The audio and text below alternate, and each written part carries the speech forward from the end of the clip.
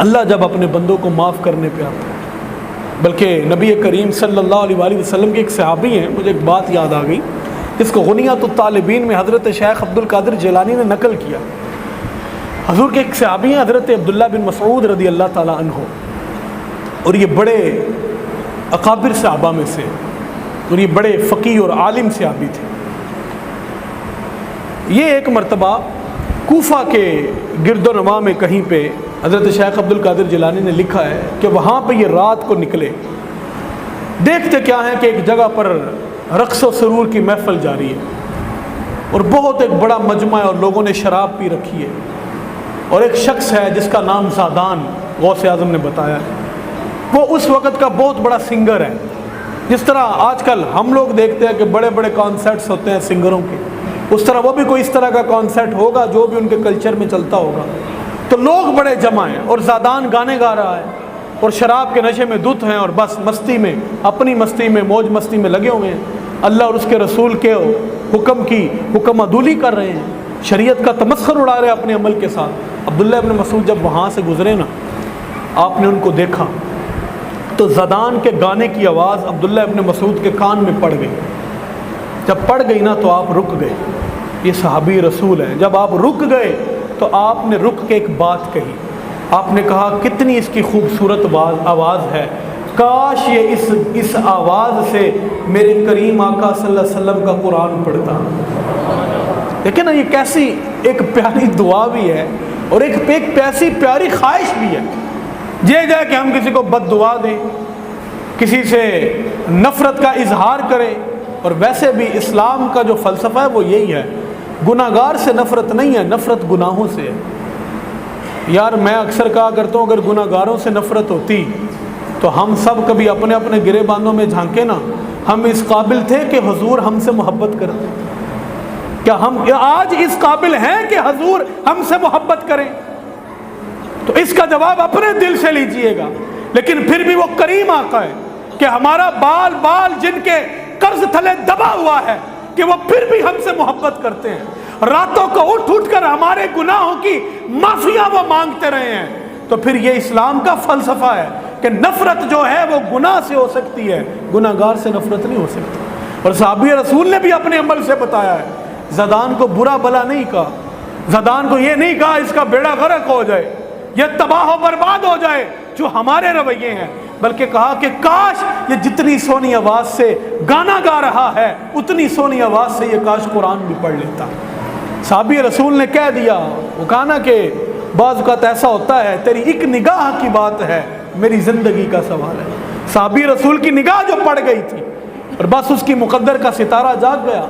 صبح ہوئی، لوگوں نے زادان کو بتایا کہ رات کو صحابی رسول یہاں سے گزرے تھے، اور وہ بھی کون؟ عبداللہ ابن مسعود رضی اللہ تعالی عنہ، اور وہ رات کو اس طرح تیرے بارے میں کہہ کے گئے ہیں۔ تو بس زادان کے ذہن میں پتہ نہیں کیا آیا۔ اللہ نے جب اللہ موقع دیتا ہے، جب اللہ تبارک و تعالی ہدایت کے لیے راستہ کھولتا ہے، تو زادان دوڑا دوڑا حضرت عبداللہ ابن مسعود کے پیچھے گیا، جہاں پر آپ نے پڑاؤ کیا تھا، پوچھتا پچھاتا وہاں تک پہنچ گیا۔ جب وہاں تک پہنچا تو آگے دیکھا کہ بہت بڑی مجلس لگی ہے، وہاں پہ لوگ بیٹھے ہیں، عبداللہ ابن مسعود بھی اس مجلس میں بیٹھے ہیں، اور واضح نصیحت چل رہا ہے۔ جاتے ساتھ اپنے گلے کے اندر کپڑا ڈالا، کپڑا ڈال کر اپنے گلے کے اندر، اور یہاں سے پکڑا، اور پکڑ کر جا کے حضرت عبداللہ ابن مسعود کی بارگاہ میں پیش ہوا، اور کہنے لگا حضرت یہ کپڑا پکڑے اور کپڑا پہن کے اپنے گلے کے اندر، میں یہ تصور کرتا ہوں کہ میں آپ کا مجرم ہوں، آپ مجھے جو سزا دینا چاہیں وہ دے لیں۔ وہ صحابی رسول تھے، انہوں نے یہ تو نہیں کہا تو تو شرابی ہے، دفع ہو جا میری بارگاہ سے، تو بڑا سنگر ہے، تو گانے گاتا ہے، تیرا تو بڑا بہت بری شہرت ہے، نکل جا، میں تو تیرے جیسے لوگوں سے بات کرنا پسند نہیں کرتا۔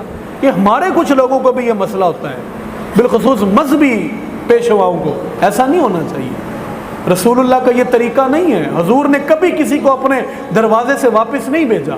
بڑے بڑے گناہ گار آئے، زانی آئے، شرابی آئے، قاتل آئے، ڈاکو آئے، چور آئے، کریم آقا نے کبھی اپنا دروازہ کسی کے لیے بند نہیں کیا۔ بلکہ یہ جس آیت مبارکہ کو آج میں نے اپنا موضوع سخن بنایا ہے، آپ کبھی اس کی بھی تفسیر اور شان نزول پڑھ کے دیکھیں۔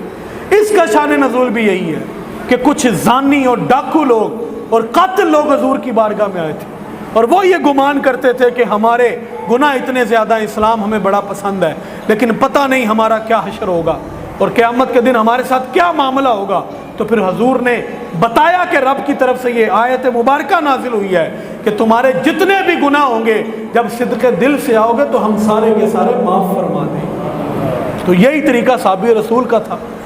صحابی رسول اپنی نشست سے کھڑے ہوئے، حضور کا صحابی اپنی نشست سے کھڑے ہوئے، کھڑے ہو کر زادان کو اپنے سینے کے ساتھ لگائے، اور یہ اب وہ سینہ اس زادان کے سینے کے ساتھ لگ رہا تھا جس سینے میں فیض آیا تھا، سینہ مصطفیٰ سے آیا تھا اور براہ راست آیا تھا۔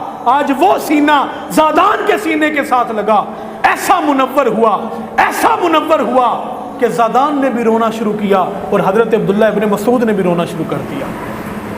اب اصحاب نے پوچھا، حضرت زادان کا رونا تو سمجھ میں آتا ہے کہ وہ اپنے گناہوں سے توبہ کرنے کے لیے آیا ہے، اس کو بڑی ندامت ہے، آپ کیوں رو رہے ہیں؟ تو عبداللہ ابن مسعود کا جواب، ہمارے مذہبی پیشوا، ہمارے سیاسی پیشوا، ہمارے سماجی پیشوا خدا را کبھی ان چیزوں کے اوپر بھی غور کریں اور اس کو اپنے دل کے اوپر نقش کر لیں۔ عبداللہ ابن مسعود نے جو جواب دیا تھا جب پوچھا گیا حضرت وہ تو اس لیے رو رہا ہے، اس نے تو توبہ کی ہے، آپ کیوں رو رہے ہیں؟ کہا میں اس لیے رو رہا ہوں، آج میں ایک ایسے بندے کے ساتھ مل رہا ہوں جس سے اب میرا اللہ بھی محبت کرتا ہے، اللہ کا رسول بھی محبت کرتا ہے، اس لیے کہ اس کی توبہ جو قبول ہو گئی ہے، اس نے صدق دل کے ساتھ توبہ جو کر لی اللہ کی بارگاہ۔ تو حضرت عبداللہ ابن مسعود نے جب یہ بات کہی نا تو پھر زادان بھی بڑا ہوشیار نکلا اور بڑا، میں سمجھتا ہوں کہ اللہ تعالیٰ نے اس کے اوپر بڑا کرم کیا۔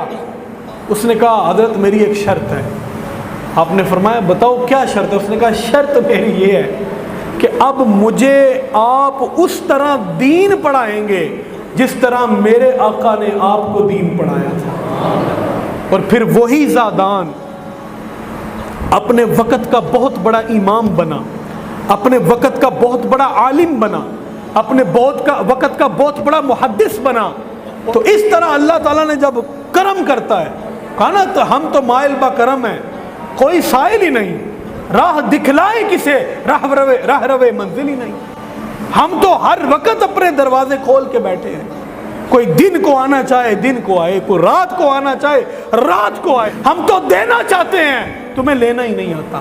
راہ دکھلائے کسے، راہ روے منزل نہیں۔ اقبال کہتا ہے وہ تو کہتا ہے ہم راہ بھی دکھانا چاہتے ہیں، ہم تو تمہارے اوپر بڑے بڑے رازوں سے پردے بھی اٹھانا چاہتے ہیں، لیکن مسئلہ یہ ہے کہ تم وہ تڑپ، وہ لگن وہ لے کر ہی نہیں آتے۔